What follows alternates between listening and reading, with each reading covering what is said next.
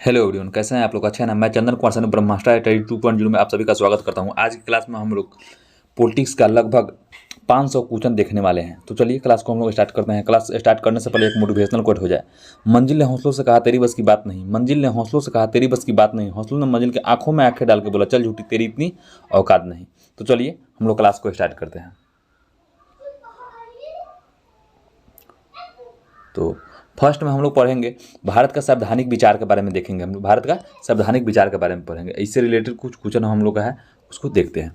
चलिए, भारतीय संविधान के ऐतिहासिक विकास का काल कब से प्रारंभ होता है? तो 1600 ईस्वी से होता है। कब से होता है? तो 1600 ईस्वी से होता है। भारतीय संविधान के ऐतिहासिक विकास का काल कब से प्रारंभ होता है? तो 1600 ईस्वी से होता है। रेगुलेटिंग एक्ट कब पारित किया गया था? 1773 ईस्वी में पारित किया गया। कब किया गया? 1773 ईस्वी में पारित किया गया। सर्वप्रथम उच्चतम न्यायालय की स्थापना का प्रावधान किस अधिनियम, किस एक्ट के द्वारा किया गया? तो रेगुलेटरी एक्ट यानी 1773 के द्वारा ही किया गया। किस अधिनियम के द्वारा भारत के गवर्नर जनरल को अध्यादेश जारी करने का शक्ति प्रदान किया जाता है? तो 1861 के अधिनियम के द्वारा, भारतीय परिषद अधिनियम 1861 के द्वारा।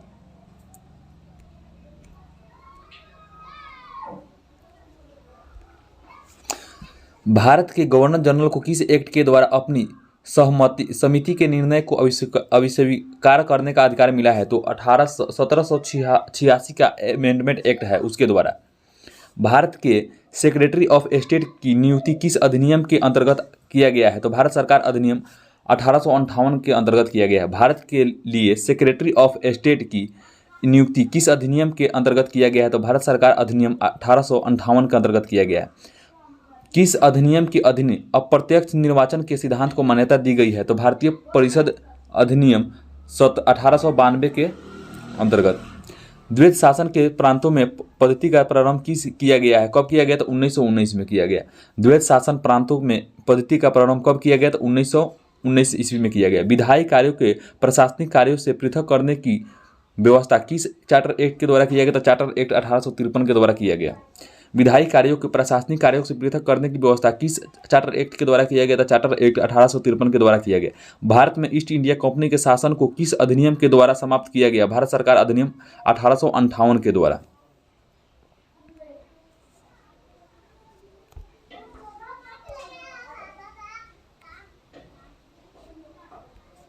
मार्लो मिंटो सुधार किस अधिनियम को कहा गया है? तो भारतीय परिषद अधिनियम 1909 को कहा गया। मार्लो मिंटो सुधार किस अधिनियम को कहा गया है? तो भारतीय परिषद अधिनियम 1909 को कहा गया है।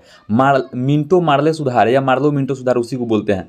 सुधार बिल किस वर्ष पारित किया गया? तो 1909 ईस्वी में किया गया। कब किया गया? तो 1909 ईस्वी में किया गया। महारानी विक्टोरिया को भारत की सामग्री कब नियुक्त किया गया? तो 1858 ईस्वी में नियुक्त किया गया।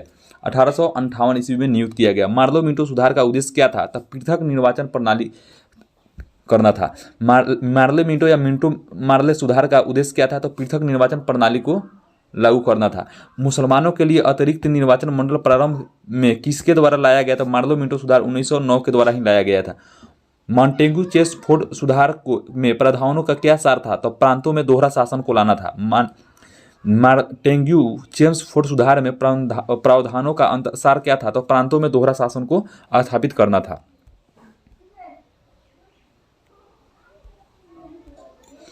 भारत में संघीय व्यवस्था के लिए किस अधिनियम में पहली बार उल्लेख किया गया? तो भारत सरकार अधिनियम 1935 में। भारत में संघीय व्यवस्था के लिए किस अधिनियम में पहली बार उल्लेख किया गया? तो भारत सरकार अधिनियम 1935 में। किस अधिनियम के तहत अखिल भारतीय महासंघ स्थापित करने का प्रावधान शामिल किया गया था? तो भारत सरकार अधिनियम 1935 में। किस अधिनियम के तहत प्रत्यक्ष निर्वाचन सिद्धांत को मान्यता दी गई है? तो भारत सरकार अधिनियम 1909 के द्वारा। सर्वप्रथम संविधान सभा के गठन का आश्वासन किस प्रस्ताव में किया गया था? क्रिप्स मिशन योजना। सर्वप्रथम संविधान सभा के गठन का आश्वासन किस प्रस्ताव द्वारा किया गया? तो क्रिप्स मिशन योजना द्वारा। भारत सरकार द्वारा अगस्त प्रस्ताव कब पारित किया गया था? तो 8 अगस्त 1940 ईस्वी को किया गया था। 8 अगस्त 1940 ईस्वी को क्रिप्स अगस्त प्रस्ताव को पारित किया गया था।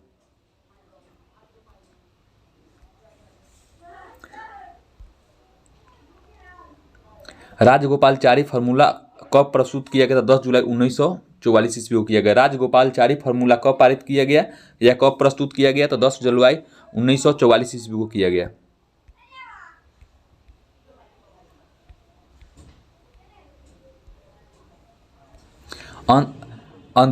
अधिशासी परिषद के गठन का प्रस्ताव किस योजना के अंतर्गत किया गया है? तो बेवेल योजना के अंतर्गत किया गया है। बेवेल योजना के अंतर्गत क्या किया गया है? तो अधिशासी परिषद का गठन का प्रस्ताव पारित किया गया। कैबिनेट मिशन योजना के 3 सदस्य कौन थे? तो पैथिक लॉरेंस, स्टेफोर्ड क्रिप्स और एबी एलेक्जेंडर। ठीक। 1909 के इंडियन काउंसिल एक्ट में किस बात को व्यवस्था की गई थी? तो सांप्रदायिक प्रतिनिधित्व की व्यवस्था की गई थी। 1909 के इंडियन काउंसिल एक्ट में किस बात की व्यवस्था की गई थी? तो सांप्रदायिक प्रतिनिधित्व की गई थी। B.R. अम्बेडकर द्वारा और महात्मा गांधी द्वारा दोनों के बीच में पूना पैक्ट, हरिजन एक्ट उसी को कहते हैं, 1932 में हस्ताक्षरित पूना पैक्ट समझौता का प्रावधान कब किया गया था? हरिजनों के लिए आरक्षण एवं संयुक्त निर्वाचन क्षेत्र का गठन किया गया था। यरवदा जेल के अंदर किया गया था।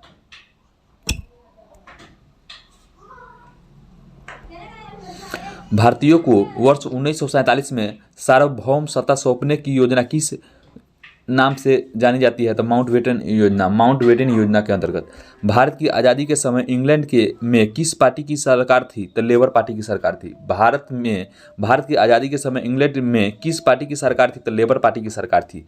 किस भारतीय अधिनियम के केंद्र में द्वैत शासन प्रणाली को स्थापित किया गया? तो भारत सरकार अधिनियम 1935। भारत सरकार अधिनियम 1935।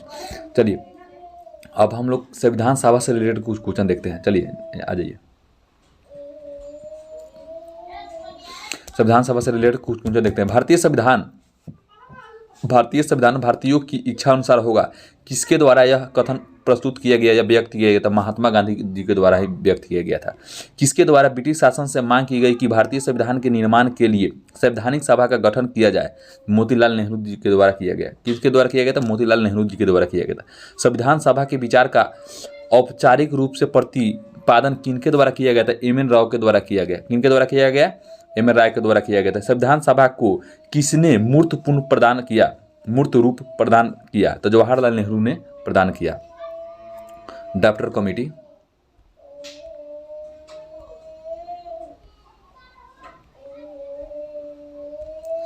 कांग्रेस ने किस वर्ष संविधान के निर्माण की मांग को लेकर प्रस्ताव पारित किया था? तो 1936 ईस्वी में किया था। कब किया था? तो 1936 ईस्वी में।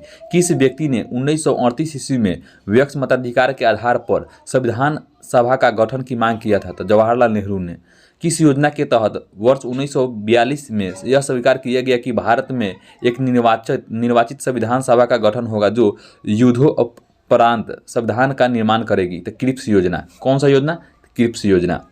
संविधान सभा के गठन की मांग सर्वप्रथम 1895 ईस्वी में किनके द्वारा किया गया था? तो बाल गंगाधर तिलक जी के द्वारा किया गया था। संविधान सभा के गठन की मांग सर्वप्रथम 1895 ईस्वी में किनके द्वारा किया गया था? तो बाल गंगाधर तिलक जी के द्वारा किया गया था। भारत की संविधान सभा का गठन करने का अधिकार क्या था? तो कैबिनेट मिशन योजना 1946 था। वर्ष 1936 में भारतीय राष्ट्रीय कांग्रेस द्वारा संविधान सभा के गठन की मांग कहाँ पर हुए अधिवेशन में रखी गई? तो लखनऊ अधिवेशन में रखी गई। ठीक है, कहाँ पर रखी गई? तो लखनऊ अधिवेशन में रखी गई। कैबिनेट मिशन योजना के अनुसार भारत संविधान सभा में कुल कितने सदस्य उपस्थित थे? कितने सदस्य होने थे? तो 389।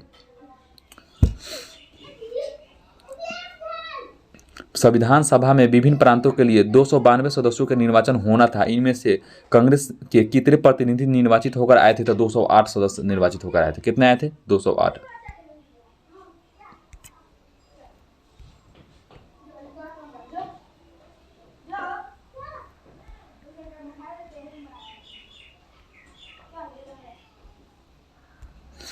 पुनर्गठन के पश्चात 1997 ईस्वी में संविधान सभा के सदस्यों की संख्या कितनी रह गई? 299 रह गई। पुनर्गठन के पश्चात 1947 ईस्वी में संविधान सभा के सदस्यों की संख्या कितनी रह गई? तो 299 रह गई। पुनर्गठित संविधान सभा में देशी रियासतों के लिए कितने प्रतिनिधि थे? 70 थे। देशी रियासतों के लिए कितने था? 70 थे। और पुनर्गठित संविधान सभा में विभिन्न प्रांतों के लिए कितने प्रतिनिधि थे? तो 229 थे। दोनों मिलाकर कितना हुए? 299 थे। ठीक है। संविधान सभा के सदस्यों को किसने अप्रत्यक्ष रूप से निर्वाचित किया था? तो प्रांतों के विधानसभा ने किया था। कौन किया था? तो प्रांतों के विधानसभा ने किए थे। संविधान सभा में किस प्रांत का प्रतिनिधित्व सबसे अधिक था? तो संयुक्त प्रांत का। किस प्रांत का? संयुक्त प्रांत का। किस क्षेत्र से बी आर अम्बेडकर का संविधान सभा में निर्वाचन हुआ था? बोलिए। पश्चिम बंगाल से हुआ था। ठीक है। किस क्षेत्र में बी आर अम्बेडकर का संविधान सभा में निर्वाचन हुआ था? तो पश्चिम बंगाल में हुआ था। ठीक है। संविधान सभा का चुनाव किस आधार पर हुआ था? वर्गीय मताधिकार के आधार पर हुआ था। किस आधार पर हुआ था? तो वर्गीय मताधिकार के अधिकार पर। भारतीय संविधान को किसने बनाया था? बताइए, भारतीय संविधान को किसने बनाया था? संविधान सभा ने बनाया था। कौन बनाया था? तो संविधान सभा के द्वारा, कैबिनेट मिशन के द्वारा बनाया गया था। ठीक है। संविधान सभा के लिए चुनाव कब संपन्न हुए? तो 1946 ईस्वी में संपन्न हुए। संविधान सभा के लिए चुनाव कब संपन्न हुए? तो 1946 ईस्वी में संपन्न हुए। संविधान सभा की प्रथम बैठक कब की गई? तो 9 दिसंबर 1946 को किया गया। कब किया गया? तो 9 दिसंबर 1946 ईस्वी को किया गया। तो संविधान सभा का प्रथम अधिवेशन कहाँ पर हुआ था? तो दिल्ली में हुआ था। कहाँ पर हुआ था? दिल्ली में हुआ था। संविधान सभा का प्रथम अधिवेशन कहाँ हुआ था? दिल्ली में हुआ था। संविधान सभा के उद्घाटन अधिवेशन की अध्यक्षता किसने की थी? तो सच्चिदानंद सिन्हा ने किए थे। अध्यक्षता किसने की थी? सच्चिदानंद सिन्हा ने किए थे। संविधान सभा की अस्थायी अध्यक्ष कौन थे? तो डॉक्टर राजेंद्र प्रसाद थे। अस्थायी अध्यक्ष पूछे तो कौन थे? तो डॉक्टर सच्चिदानंद सिन्हा थे। ठीक।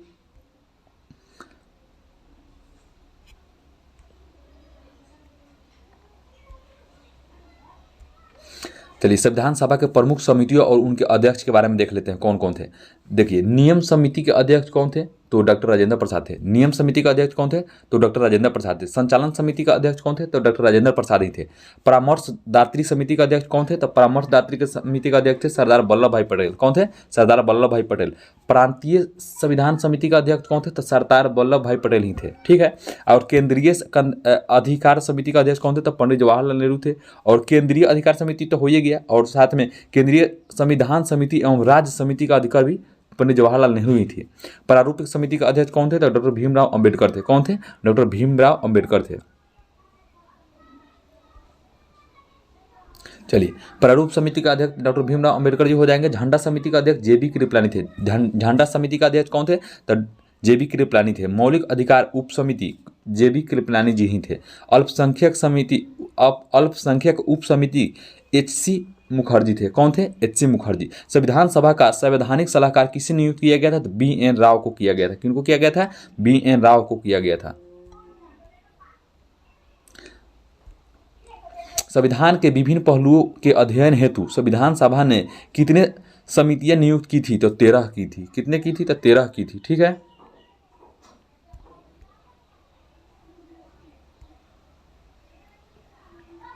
संविधान सभा के प्रारूप समिति में नियुक्ति कब की गई थी? तो 29 अगस्त 1947 ईस्वी को किया गया था। कब किया गया था? संविधान सभा के प्रारूप समिति की नियुक्ति कब की गई थी? तो 29 अगस्त 1947 ईस्वी को किया गया था। भारतीय संविधान सभा की प्रारूप समिति के अध्यक्ष कौन थे? तो डॉक्टर बी आर अम्बेडकर थे। कौन थे? भारतीय संविधान सभा की प्रारूप समिति ड्राफ्टर कमेटी के अध्यक्ष कौन थे? डॉक्टर भीमराव अम्बेडकर थे। संविधान सभा के प्रारूप समिति में सदस्यों की संख्या कितनी थी? तो 7 थी। कितनी थी? 7 थी। संविधान की प्रारूप समिति के समक्ष प्रस्तावना का प्रस्ताव किसने रखा था? तो जवाहरलाल नेहरू ने रखा था। कौन रखा था? तो जवाहरलाल नेहरू ने रखा था।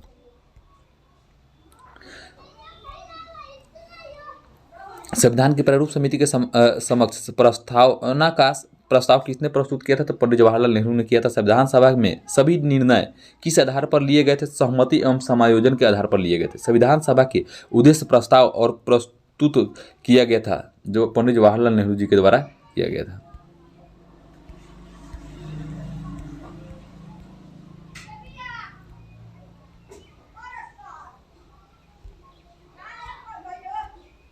भारतीय संविधान सभा की संघीय शक्ति समिति के अध्यक्ष कौन थे? तो पंडित जवाहरलाल नेहरू थे। संघीय समिति के अध्यक्ष कौन थे? तो पंडित जवाहरलाल नेहरू थे। भारत को एक संविधान देने का प्रस्ताव कब संविधान सभा द्वारा पारित किया गया था? तो 22 जनवरी 1947 ईस्वी को किया गया था। संविधान निर्मात्री सभा में झंडा समिति के अध्यक्ष कौन थे? तो जेबी कृपलानी थे। कौन थे? तो जेबी कृपलानी थे। राष्ट्रीय झंडे की अभिकल्पना को भारत की संविधान सभा में कब ग्रहण किया गया था? तो जुलाई 1947 ईस्वी को किया गया था। कब किया गया था? जुलाई 1947 ईस्वी को किया गया था।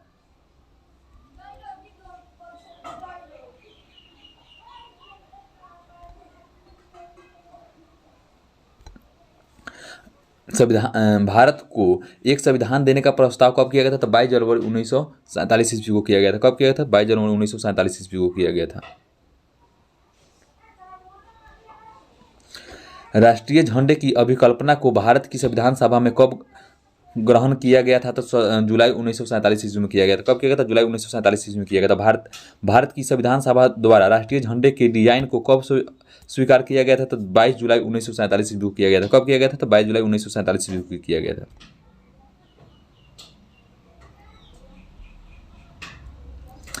संविधान सभा ने संविधान के अंतिम रूप से कब पारित किया गया था? तो 26 नवंबर 1949 ईस्वी को पारित किया था। संविधान सभा अंतिम रूप से किस दिन आखिरी बार मिली थी? तो 24 जनवरी 1950 को मिली थी। संविधान सभा अंतिम रूप से किस दिन आखिरी बार मिली थी? तो 24 जनवरी 1950 को मिली थी। संविधान सभा के कितने उपस्थित सदस्यों ने संविधान पर हस्ताक्षर किए थे? 284। कितने? 284 व्यक्ति ने जो संविधान सभा के सदस्यों का संविधान पर हस्ताक्षर के द्वारा उनके द्वारा कराया गया था। संविधान सभा द्वारा अंतिम रूप से पारित संविधान में कुल कितने अनुच्छेद और अनुसूचियाँ थी? तो वही बात करते 395 को आर्टिकल था और 8 अनुसूचियाँ थी, जो अभी वर्तमान में कितना हो गया है?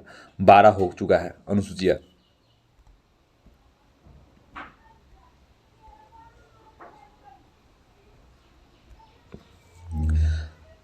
संपूर्ण भारतीय संविधान के निर्माण में संविधान सभा को कितने समय लगा था? 2 वर्ष 18 माह 2 वर्ष 11 माह और 18 दिन लगा था। कितने दिन लगा था? लगभग में 3 वर्ष मान लेते हैं, ठीक है। 2 वर्ष 11 महीने और 18 दिन लगा हुआ था। किस दिन को संविधान सभा का अंतकालीन संसद के रूप में आविर्भाव हुआ? तो 26 जनवरी 1950 को। भारत के लिए संविधान सभा की रचना हेतु संविधान सभा का विचार सर्वप्रथम किसने प्रस्तुत किया था? तो स्वराज पार्टी ने किया था। तो कब किया था? तो 1934 ईस्वी में किया था, ठीक है। भारत के संविधान का निर्माण किसे माना जाता है? तो B.R. अम्बेडकर को माना जाता है। किनको माना जाता है? तो B.R. अम्बेडकर को माना जाता है। भारतीय संविधान सभा में कुल कितनी महिलाएं थी? तो 15 थी। कितने थी? 15 थी। भारतीय संविधान सभा में किस देशी देश के प्रतिनिधि ने भाग लिया था? तो हैदराबाद नहीं लिया था, हैदराबाद नहीं लिया था, ठीक है।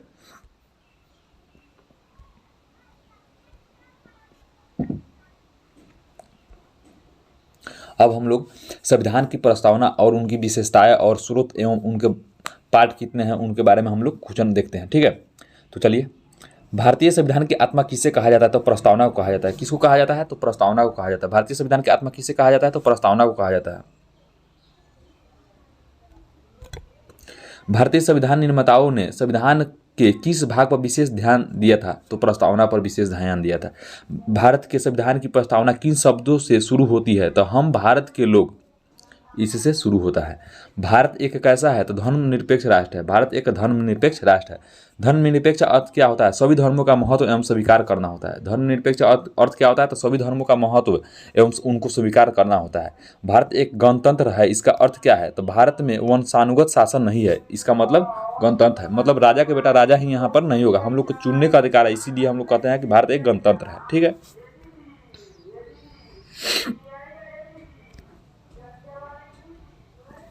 भारतीय संविधान की प्रस्तावना में भारत को किस रूप में घोषित किया गया है? तो एक प्रभुत्व संपन्न समाजवादी धर्मनिरपेक्ष एवं प्रजातांत्रिक गणराज्य है। कौन कौन सा शब्द भारत के संविधान की उद्देशिका में है? तो प्रभुत्व संपन्न, समाजवादी, पंथ निरपेक्ष, ये सब के सब क्या है? भारत के संविधान की उद्देशिका में है, यानी प्रस्तावना में है। कल्याणकारी राज्य का उद्देश्य क्या होता है? कमजोर वर्गों के कल्याण का प्रबंध करना। कल्याणकारी राज्य का उद्देश्य क्या होता है? कमजोर वर्गों के कल्याण का प्रबंध करना। भारत को एक राज्य के रूप में माना जाता है क्योंकि राजाध्यक्ष का चुनाव होता है, ठीक। संविधान की प्रस्तावना में प्रयुक्त शब्द सेल्यूकर का अर्थ है। सेल्यूसर का अर्थ क्या आता है? सभी नागरिकों को धर्म एवं उपासना की स्वतंत्रता है। सेल्यूजर।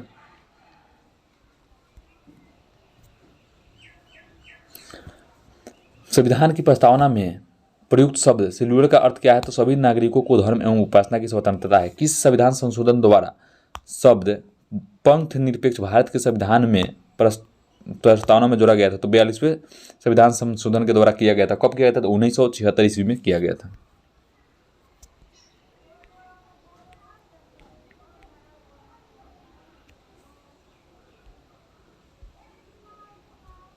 चलिए, समाजवाद का अर्थ क्या होता है? तो सामाजिक न्याय होता है। समाजवाद का अर्थ क्या होता है? सामाजिक न्याय होता है। भारतीय संविधान की प्रस्तावना के अनुसार भारत के शासन की सर्वोच्च सत्ता किसमें निहित है? तो जनता में निहित है। किसमें निहित है? तो जनता में निहित है। भारत की संप्रभुता, एकता एवं अखंडता के अक्षुण्ण बनाए रखने तथा उनकी रक्षा करने का प्रावधान कहाँ है? तो प्रस्तावना में ही निहित है। कहाँ पे है? प्रस्तावना में। भारतीय संविधान की प्रस्तावना में समाजवादी शब्द किस संशोधन द्वारा लाया गया? तो 42वें संविधान संशोधन 1976 के द्वारा लाया गया। संविधान सभा में प्रस्तुत उद्देश्य प्रस्ताव में अभिव्यक्ति विचार को भारतीय संविधान के किस भाग में पूर्णतः शामिल किया गया? तो प्रस्तावना में शामिल किया गया। ठीक। भारतीय संविधान की प्रस्तावना में देश का नाम उल्लेखित है कब? भारत और इंडिया। भारतीय संविधान की प्रस्तावना में देश का नाम है, क्या क्या नाम रखा गया है? तो भारत और इंडिया दोनों रखा गया है। ठीक है। चलिए, भारत की संपूर्णता किस में निहित है? तो भारत की जनता में निहित है। भारत की संपूर्णता किस में है? तो भारत की जनता में निहित है। भारतीय संविधान को संविधान सभा द्वारा अंगीकृत किया गया कब किया गया था? 26 नवंबर 1949 ईस्वी को किया गया। कब किया गया था? 26 नवंबर 1949 ईस्वी को किया गया। भारत का संविधान पूर्ण रूप से तैयार हुआ कब तैयार हुआ था? 26 नवंबर 1949 ईस्वी को पूर्ण रूप से बनकर तैयार हो गया। भारतीय संविधान किस तिथि को लागू किया गया था? 26 जनवरी 1950 को लागू किया गया था। किस वर्ष एक प्रभुत्व संपन्न प्रजातांत्रिक गणराज्य बना था? तो 1950 ईस्वी में बना था। किस वर्ष भारत एक प्रभुत्व संपन्न प्रजातांत्रिक गणराज्य बना था? तो 1950 ईस्वी में बना था। अब तक भारत के संविधान की उद्देशिका में कितनी बार संशोधन किया जा चुका है? तो एक बार किया जा चुका है। कितनी बार किया जा चुका है? तो एक बार किया जाएगा। भारत के संविधान की प्रस्तावना में प्रथम संशोधन कब किया गया था? तो 1976 ईस्वी में किया गया था। कब किया गया था? 1976 ईस्वी में किया गया था। भारत का संविधान किस प्रकार का है? तो नम्य एवं अनम्य, यानी न ज़्यादा लचीला है न ही ज़्यादा कठोर है, यानी बीच में रखा गया है भारत का संविधान को। विश्व का सबसे बड़ा लिखित एवं सर्वाधिक व्यापक संविधान किस देश का है? तो भारत का है। ठीक है, सबसे बाद में बना, इसलिए सबको इसे हम लोग बोरो करके बनाए हुए हैं। भारत के संविधान में भारत का माना गया है, क्या माना गया था? राज्यों का एक संघ बना गया है, यूनियन ऑफ स्टेट माना गया है। भारत का संविधान भारत में किस पद्धति की सरकार की व्यवस्था करता है? तो संसदीय। कौन सा पद्धति? संसदीय पद्धति। भारतीय संविधान में भारत में किस प्रकार के शासन की व्यवस्था करता है? तो न्यायिक। भारतीय संविधान में किस प्रकार के अधिकारों को संविष्ट किया गया है? तो मूल अधिकारों को संविष्ट किया गया है। किसको किया गया? तो मूल अधिकारों को किया गया। भारतीय संविधान किस प्रकार की नागरिकता का प्रावधान करता है? तो एकल नागरिकता का प्रावधान करता है। किस प्रकार का? तो एकल नागरिकता।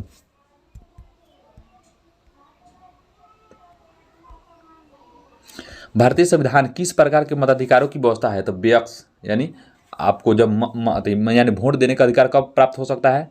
तो जब आप 18+ हो जाइएगा तब।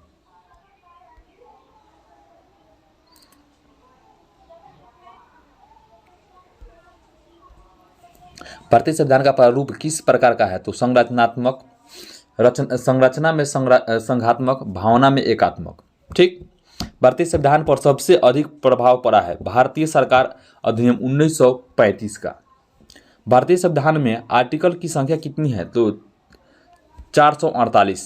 भारत में किस प्रकार की शासन व्यवस्था अपनाई गई है? तो ब्रिटिश संसदीय संस्थात्मक प्रणाली अपनाई गई है। भारतीय राजनीतिक व्यवस्था में सर्वोच्च है संविधान, सबसे ऊपर है, यानी सबसे बड़ा क्या है हम लोग का? पॉलिटिक्स में सबसे बड़ा व्यवस्था क्या है? तो संविधान ही है। भारतीय संविधान का अभिभावक कौन है? तो सर्वोच्च न्यायालय है। कौन है? सर्वोच्च न्यायालय है। भारत में वयस्क मताधिकार की उम्र क्या है? तो 18 वर्ष है। कितना है? 18 वर्ष है। भारतीय संघीय व्यवस्था की विशेषता संविधान की सर्वोच्चता है। भारतीय संघीय व्यवस्था की विशेषता संविधान की सर्वोच्चता है। ठीक। भारत के संविधान में संघीय शब्द की जगह किन शब्दों को राज्य स्थान दिया गया है? तो राज्यों का संघ दिया गया है। भारतीय संविधान में संघीय शब्द की जगह पर राज्यों का संघ दिया गया है। भारतीय संविधान में कितनी सूचियां है? कितनी सूचियां है? तो 3 सूची है। भारतीय संविधान में कितनी सूचियां है? तो 3 सूचियां है। भारत में वैध प्रभुता सत्ता है संविधान में। कहाँ है? संविधान में। भारतीय संघवाद को किसने सहकारी संवाद कहा था? तो जी ऑस्टिन ने किया था। कौन कहे थे? तो जी ऑस्टिन।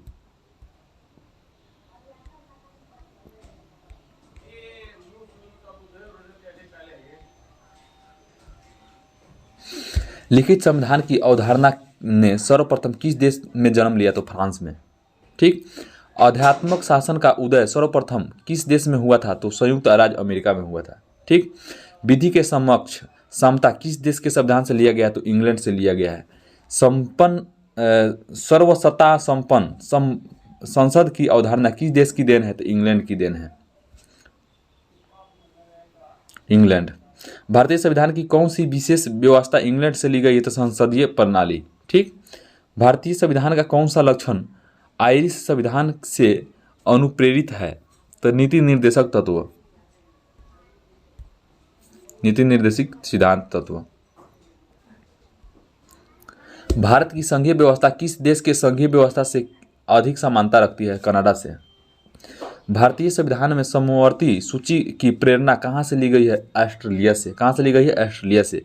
किसने प्रेरणा पर भारतीय संविधान के अंतर्गत संघ और राज्यों के बीच शक्तियों का विभाजन आधारित है? भारतीय संविधान में मौलिक कर्तव्य का विचार लिया गया है, रूस के संविधान से लिया गया। कहाँ से लिया गया है? रूस के से लिया गया। भारतीय संविधान में सम्मिलित नीति निर्देशक तत्वों की प्रेरणा हमें किस संविधान से प्राप्त हुआ है? तो आयरलैंड के संविधान से प्राप्त हुआ है। ठीक।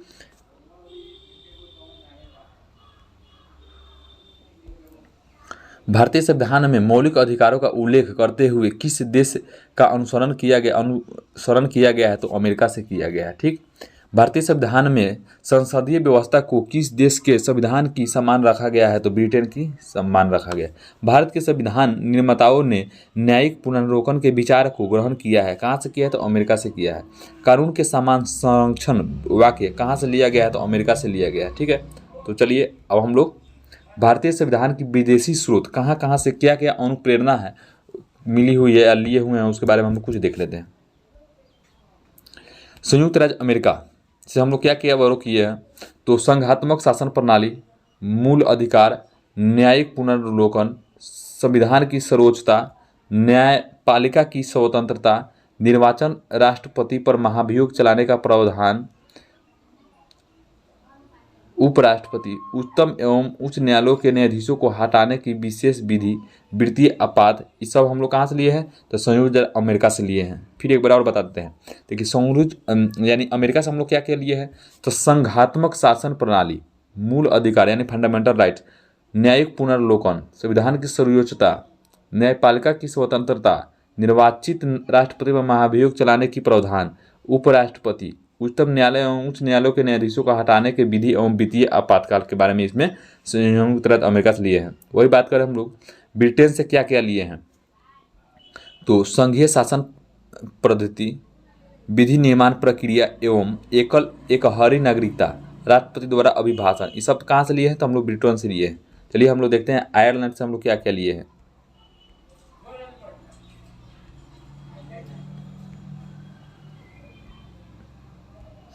आयरलैंड से हम लोग लिए हैं नीति निर्देशक सिद्धांत, नीति निर्देशक सिद्धांत, राष्ट्रपति के निर्वाचन मंडल की व्यवस्था, राष्ट्रपति द्वारा राज्यसभा में साहित्य, कला, विज्ञान तथा समाज सेवा इत्यादि के क्षेत्र में ख्याति प्राप्त व्यक्तियों को मनोनयन करना। और ऑस्ट्रेलिया से बात करें हम लोग क्या क्या लिए हैं? तो समवर्ती सूची लिए हैं, प्रस्तावना की विशिष्ट भाषा लिए हैं, केंद्र राज्य के बीच संबंध लिए हैं। कहाँ से लिए? तो ऑस्ट्रेलिया से लिए हैं। वही बात करें हम लोग जर्मनी से क्या क्या लिए हैं? तो आपात उपबंध, आपातकाल के दौरान राष्ट्रपति को मौलिक अधिकार संबंधित शक्ति, कहाँ से है? जर्मनी से। और वही बात करें हम लोग कनाडा से क्या क्या लिए हैं? चलिए कनाडा से लिए हैं संघ एवं राज्यों के मध्य शक्तियों का विभाजन, कहाँ से लिए हैं? कनाडा से लिए हैं। संघीय व्यवस्था कनाडा से ही लिए है। 7वीं अनुसूची की सूची कनाडा से ही है। केंद्र राज्य संबंध अवशिष्ट शक्तियाँ केंद्र के पास में होना चाहिए। सबसे मतलब ज़्यादा शक्ति किसके पास होना चाहिए? केंद्र के पास में होता है। कहाँ से लिए? कनाडा से ही लिए। राज्यपाल की नियुक्ति और विषयक प्रक्रिया सब कहाँ से लिए हैं? कनाडा से ही लिए हैं। वही बात करें दक्षिण अफ्रीका, तो संविधान संशोधन की प्रक्रिया का प्रावधान कहाँ से लिए हैं? तो दक्षिण अफ्रीका से लिए हैं। रूस से क्या लिए हैं? तो मूल कर्तव्य लिए हैं, फंडामेंटल ड्यूटीज। पंचवर्षीय योजना की अवधारणा कहाँ से लिए हैं? रूस से ही लिए हैं। जापान से क्या लिए हैं? विधि द्वारा स्थापित प्रक्रिया तथा विधि सिद्धांतों का प्रावधान लिए हैं। कहाँ से लिए हैं? जापान से लिए हैं। फ्रांस से क्या लिए हैं? तो गणतंत्रात्मक शासन व्यवस्था लिए हैं। कहाँ से लिए हैं? फ्रांस से ही लिए हैं।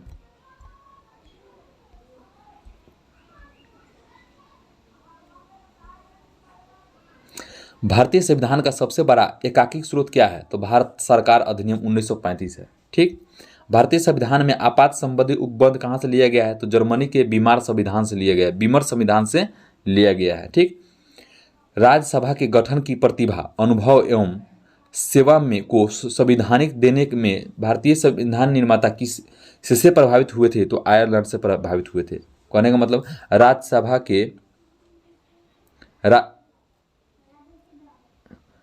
के गठन में प्रतिभा, अनुभव एवं सेवा के प्रतिनिधित्व देने में भारतीय संविधान निर्माता किससे प्रभावित हुए थे? तो आयरलैंड से प्रभावित हुए थे। भारतीय संविधान में संघवाद किस देश से लिया गया है? तो कनाडा से लिया गया है। संघवाद कहाँ से लिया गया है? तो कनाडा से लिया गया है।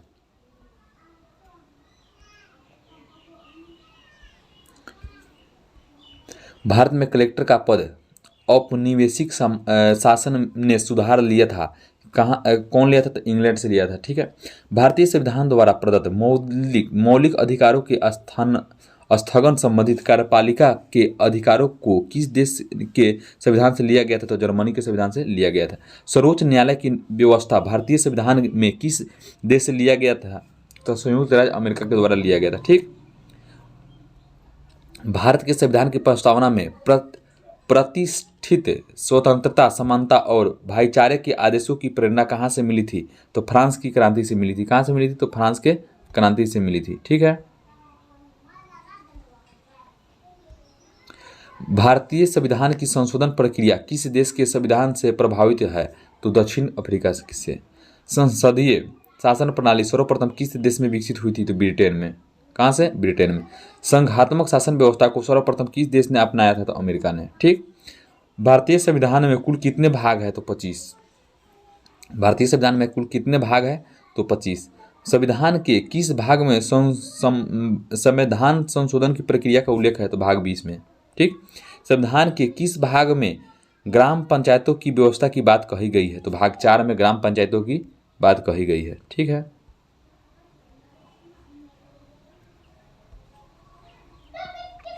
भारतीय संविधान के प्रमुख भाग हम लोग पढ़ते हैं। कौन से भाग में क्या क्या लिखा गया है? तो संघ, भाग 1 में क्या लिखा गया है? तो संघ एवं राज्यों का क्षेत्र। भाग 1 कहता है भारत क्या है? संघ है, राज्यों का संघ है। क्या है? भारत संघ एवं राज्यों का क्षेत्र है। ठीक है। यानी आर्टिकल कहाँ से कहाँ तक बात किया गया है? तो आर्टिकल 1 से लेकर 4 तक कहा गया है। ठीक। नागरिकता की बात करें हम लोग कहाँ पे है? तो आर्टिकल 5 से लेकर 11 तक है और भाग 2 में नागरिकता शब्द का उल्लेख है। भाग 2 में नागरिकता शब्द का उल्लेख है और 5 से लेकर 11 तक है। ठीक। और बात करें वही फंडामेंटल राइट्स यानी मौलिक मौलिक अधिकार का बात करें हम लोग, तो भाग 3 में मौलिक अधिकार है और आर्टिकल 12 से लेकर 35 तक है। भाग 3 में मौलिक अधिकार है और आर्टिकल 12 से लेकर 35 तक है। वही बात करें नीति निर्देशक तत्व, भाग 4 में क्या है? नीति निर्देशक तत्व है और आर्टिकल 36 से कितना तक है? 51 तक है। और भाग 4 में क्या है? भाग 4 के क में क्या जोड़ा गया है? बोलिए। मूल कर्तव्य जोड़ा गया है। कहाँ से लिया गया है? तो रसिया से लिया गया है। ठीक। और आर्टिकल वही 51 क से है, 51 क में जोड़ा गया है। और भाग 5 में क्या है? संघ है। संघ मतलब यूनियन। और आर्टिकल बात करें कहाँ से 52 से लेकर 151 तक है। कहाँ से कहाँ तक है? 52 से लेकर 151 तक है। और भाग 6 में क्या है? राज्यों के बारे में दिया गया है जो 152 से लेकर 237 तक है। ठीक।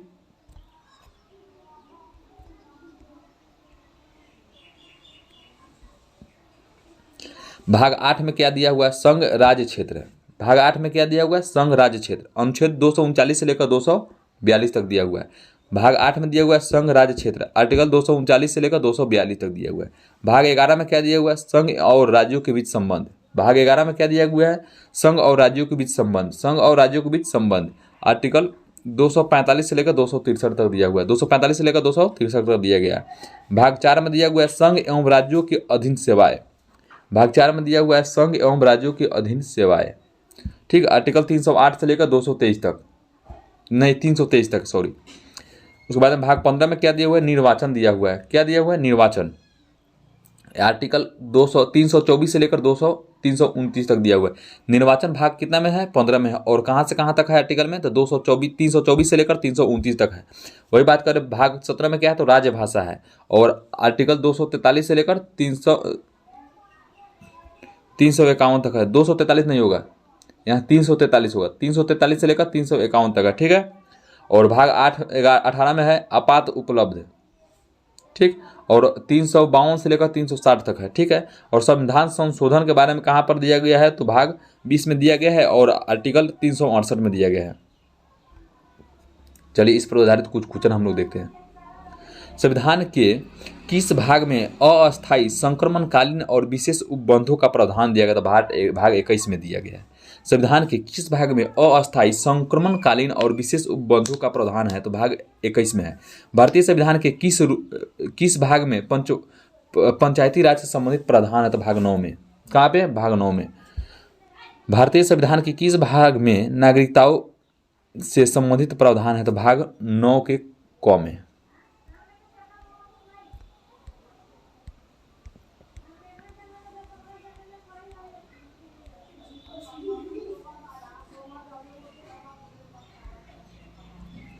संविधान के किस भाग में नीति निर्देशक तत्वों का उल्लेख किया गया था, चतुर्थ भाग में किया गया, यानी चौथे भाग में किया गया है। संविधान के फर्स्ट भाग में क्या वर्णन था, संघ और उसके राज्यों का क्षेत्र वर्णन है, ठीक है।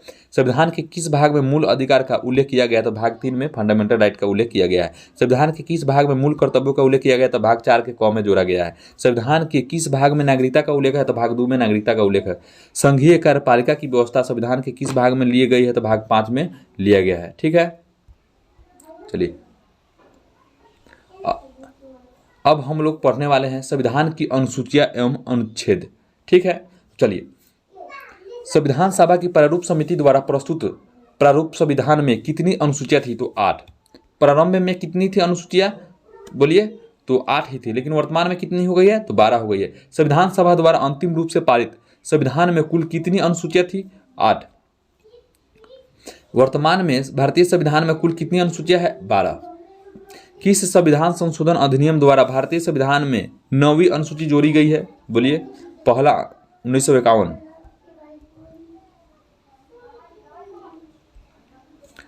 92वें संविधान संशोधन अधिनियम 1985 में कौन सी अनुसूची को भारतीय संविधान में शामिल किया गया था, दल बदल इसी को बोलते हैं। 52वें संविधान संशोधन 10वीं अनुसूची में, ठीक है, और इसी को दल बदल अधिनियम से रिलेटेड है। 73वें संविधान संशोधन अधिनियम द्वारा भारतीय संविधान में कौन सी अनुसूची जोड़ी गई थी, 11वीं जोड़ी गई थी, ठीक है। 74वें संविधान संशोधन अधिनियम द्वारा भारत के संविधान में कौन सी आर्टिकल जोड़ा गया था, तो 12वीं आर्टिकल को जोड़ा गया था। संविधान के द्वितीय अनुसूची का संबंध किससे है, तो पदाधिकारियों के वेतन से संबंधित है। किससे है, तो द्वितीय पदाधिकारी के वेतन से संबंधित है। भारत संघ में शामिल राज्यों और संघ शासित क्षेत्रों का उल्लेख भारतीय संविधान के किस अनुसूची में है। चलिए, भारत संघ में शामिल राज्यों और संघ शासित क्षेत्रों का उल्लेख भारतीय संविधान के किस अनुसूची में है, तो प्रथम अनुसूची में है, ठीक है।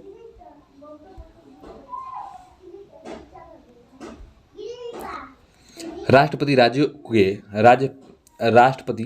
के राज्यपालों, सर्वोच्च तथा उच्च न्यायालय के न्यायाधीशों तथा भारतीय नियंत्रक एवं महालेखा परीक्षण आदि के वेतन के संबंध में प्रावधान भारतीय संविधान के किस अनुसूची में दिया गया, तो द्वितीय अनुसूची में दिया गया है, ठीक। और भारतीय संविधान की तीसरी अनुसूची का संबंध किससे है, तो शपथ तथा प्रतिज्ञान से है। किससे है, शपथ तथा प्रतिज्ञा से है, ठीक है। संविधान की किस अनुसूची में प्रत्येक राज्यों तथा संघ राज्य क्षेत्रों के लिए राज्यसभा में सब स्थानों के आवंटन की सूची है, तो चतुर्थ अनुसूची में है। कहाँ पे, चतुर्थ अनुसूची में है। भारत के संविधान की किस अनुसूची में विभिन्न राज्यों में अनुसूचित क्षेत्रों के प्रशासन और नियंत्रण के लिए विशेष उपबंध है, बताइए, तो 5वीं अनुसूची हो जाएगा। कौन सा अनुसूची हो जाएगा, 5वीं हो जाएगा। भारत के संविधान की 6ठी अनुसूची का प्रमुख उपबंध संबंधित है किससे, तो जनजातीय क्षेत्र से संबंधित है। भारत के किस राज्य में संविधान की 6ठी अनुसूची लागू नहीं होता है, तो मणिपुर में। संविधान का जो 6ठी अनुसूची है मणिपुर में लागू नहीं होता है, बाकी सभी जगह लागू होता है। भारतीय संविधान में 22 भाषाओं को राजभाषा के दर्जा प्रदान किया गया। इन राजभाषाओं का उल्लेख किस अनुसूची में किया गया है, तो 8वीं अनुसूची में किया गया है। भारतीय संविधान की 8वीं अनुसूची का संबंध है राष्ट्रीय भाषा सूची से। किस अधिनियम को संविधान की किस अनुसूची में सम्मिलित करने पर उनकी वैधता को किसी न्यायालय में चुनौती नहीं दी जा सकती है, बोलिए, तो 9वीं अनुसूची में, ठीक है। और किस राज्य के आरक्षण विधेयक को 9वीं अनुसूची में सम्मिलित किया गया है, तो तमिलनाडु को। ठीक है।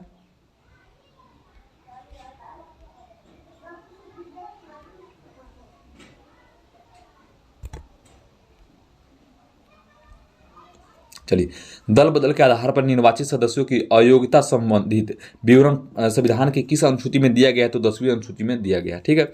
भारतीय संविधान की 11वीं अनुसूची का संबंध किससे है? तो पंचायत राज व्यवस्था का प्रावधान से है।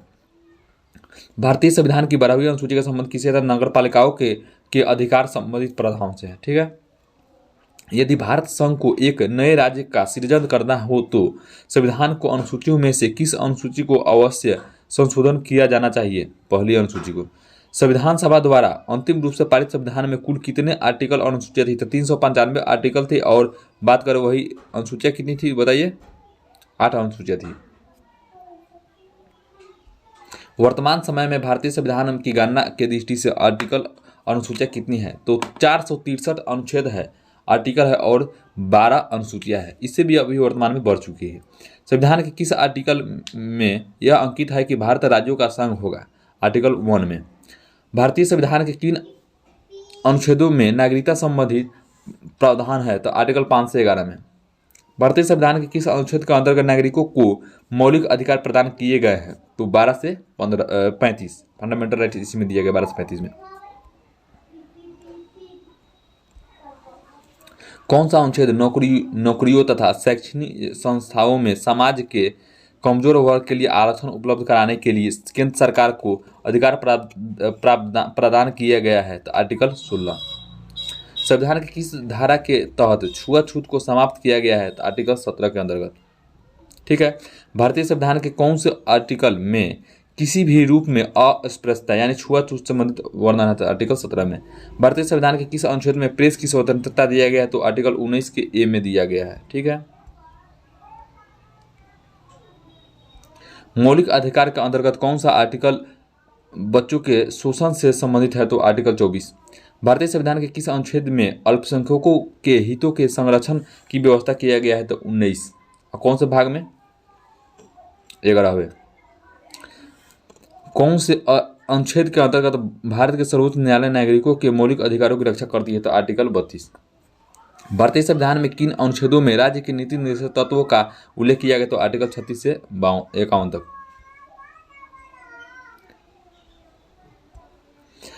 भारतीय संविधान के अंतर्गत कल्याणकारी राज्य की अवधारणा किस अनुच्छेद में वर्णित है? तो अनुच्छेद 38 में। समान न्याय और निःशुल्क विधि सहायता का प्रावधान संविधान के किस आर्टिकल में है? तो 39 के ए में। भारतीय संविधान के कौन सा अनुच्छेद राज्य सरकारों को ग्राम पंचायतों को गठित करने का निर्देश देता है? तो आर्टिकल 40। 42वें संविधान संशोधन द्वारा संविधान के किस अनुच्छेद में मौलिक कर्तव्यों को जोड़ा गया है? तो 51 के ए में यानी क में। संघ की कार्यपालिका शक्ति राष्ट्रपति में निहित होगी, जिनका वह प्रयोग वह स्वयं या अपने अधीनस्थ अधिकारियों द्वारा करेगा। वह किस अनुच्छेद में है? तो आर्टिकल 53 में। चलिए, संघ की कार्यपालिका शक्ति राष्ट्रपति में निहित होगी, जिनका प्रयोग वह स्वयं और अपने अधीनस्थ अधिकारियों द्वारा करेगा। किस आर्टिकल में लिखा गया? तो अनुच्छेद 53 में लिखा गया। भारतीय संविधान का कौन सा अनुच्छेद राष्ट्रपति के पद के लिए पुनः निर्वाचन योग्यता निर्धारित करता है? तो आर्टिकल 57। भारत के निर्वाचन के किस आर्टिकल के अंतर्गत भारत के राष्ट्रपति पर महाभियोग चलाया जा सकता था? आर्टिकल 61 के तहत।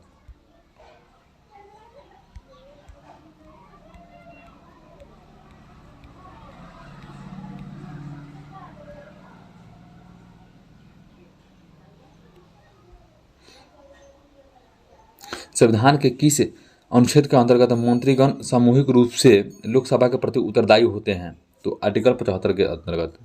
ठीक।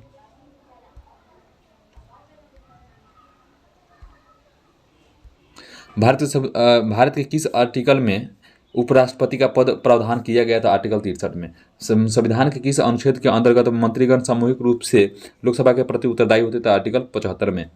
भारतीय संविधान की अनुच्छेद कौन सा आर्टिकल केंद्र में मंत्री परिषद की नियुक्ति तथा पदोन्नति को विवेचित करता है? तो आर्टिकल 75। कौन सा अनुच्छेद भारत के महान न्यायवादी की नियुक्ति से संबंधित है? तो आर्टिकल 76।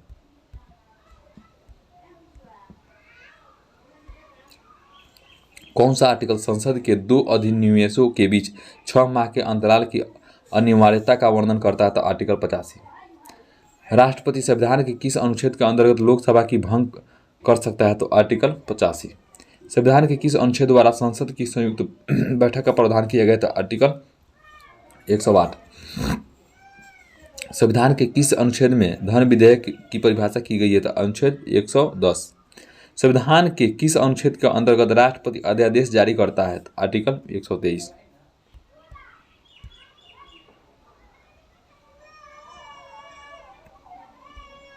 संविधान के किस अनुच्छेद में सर्वोच्च न्यायालय के न्यायाधीश पर महाभियोग चलाए जाने का प्रावधान है? अनुच्छेद 124। राष्ट्रपति सर्वोच्च न्यायालय से संविधान के किस अनुच्छेद के अंतर्गत परामर्श ले सकता है? तो अनुच्छेद 143। सर्वोच्च न्यायालय अपने द्वारा सुनाए गए किसी निर्णय या निर्देश का पुनर्लोकन कर सकता है? यह व्यवस्था संविधान के किस अनुच्छेद से वर्णित है? तो अनुच्छेद 147। भारत में संविधान के किस अनुच्छेद में राज्यपाल की विधानसभा को संबोधित करने का प्रावधान किया गया था? अनुच्छेद 147 मतलब 76 में।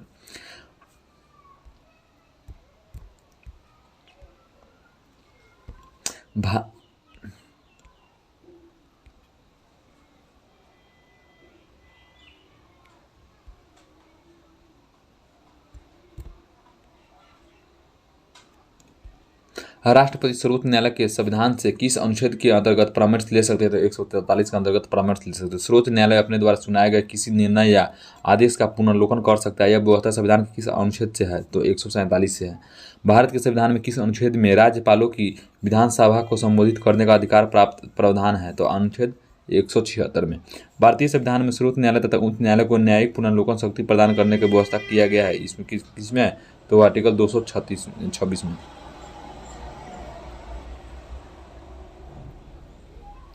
संविधान के किस अनुच्छेद के अंतर्गत अधीनस्थ या जिला न्यायालय का प्रावधान किया गया है? तो अनुच्छेद 233 में। भारतीय संविधान का कौन सा अनुच्छेद संवैधानिक प्रावधानों की संघीय संसद राज्य विधान पालिकाओं द्वारा बनाए गए नियम कानूनों पर प्राथमिकता प्रदान करती है? तो अनुच्छेद 245। संविधान के किस अनुच्छेद के अंतर्गत अवशिष्ट शक्तियों केंद्र के पास होती है? तो 248 के अंतर्गत। ठीक है। राज्यों द्वारा मांग करने पर भारत की संसद उन राज्यों के लिए किस अनुच्छेद के अंतर्गत कानून बना सकती है? तो अनुच्छेद 252 के अंतर्गत। संविधान का कौन सा अनुच्छेद संसद की राज्य सूची के किसी विषय पर विधान बनाने की शक्ति देता है? तो अनुच्छेद 249 देता है। ठीक है।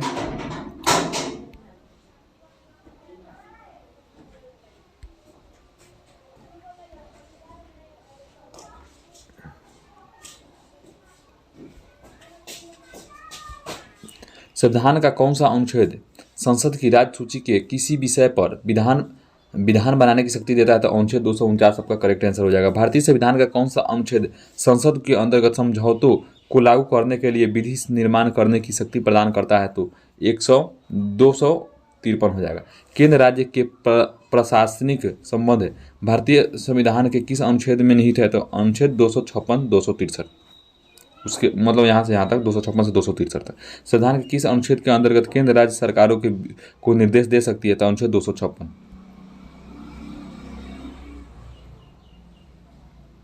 तो चलिए हम लोग इतना ही पर क्लास को क्या करते हैं, समाप्त करते हैं। जब तक के लिए आप लोग खुश रहिए और क्लास को क्या कर दीजिएगा, लाइक कर दीजिएगा, चैनल को सब्सक्राइब कर दीजिएगा और बेल आइकन दबाना मत भूलिएगा, वीडियो शेयर कर दीजिएगा। चलिए इतना ही पर हम लोग क्लास को क्या करते हैं, समाप्त करते हैं। तब तक के लिए जय हिंद।